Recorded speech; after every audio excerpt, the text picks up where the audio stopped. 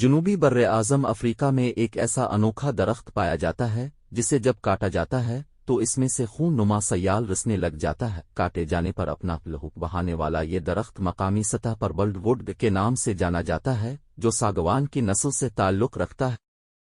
حیاتیاتی زبان میں اسے کہا جاتا ہے۔ براعظم افریقہ کے استوائی حصے میں رہنے والے لوگ اس عجیب و غریب درخت سے بخوبی واقف ہیں اور اس کی لکڑی سے اعلیٰ معیار کا فرنیچر اور آلات موسیقی تیار کرتے ہیں۔ افریقی ساگوان کا یہ درخت کئی منفرد خصوصیات کا حامل ہے۔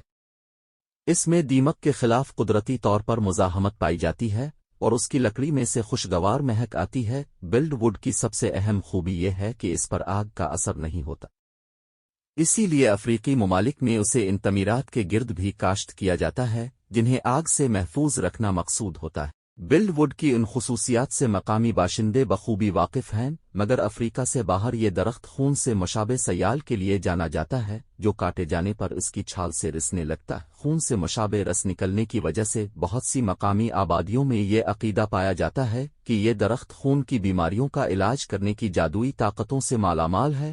اسی عقیدے کی بنا پر مقامی حکیم دیسی دواؤں میں درخت سے رسنے والے سرخ سیال کا استعمال بھی کرتے ہیں، تاہم خون کے امراض میں اس کی افادیت ثابت نہیں ہو سکی۔ بلڈ ووڈ کے تنے کو جب کاٹا جاتا ہے تو اس کی چھال میں سے رسنے والا سیال مادہ واقعی یوں دکھائی دیتا ہے جیسے خون نکل رہا ہو۔ ماہرین حیاتیات کے مطابق پودوں کے بیشتر حصوں بالخصوص پتوں میں تینن نامی نامیاتی مرکب پایا جاتا ہے۔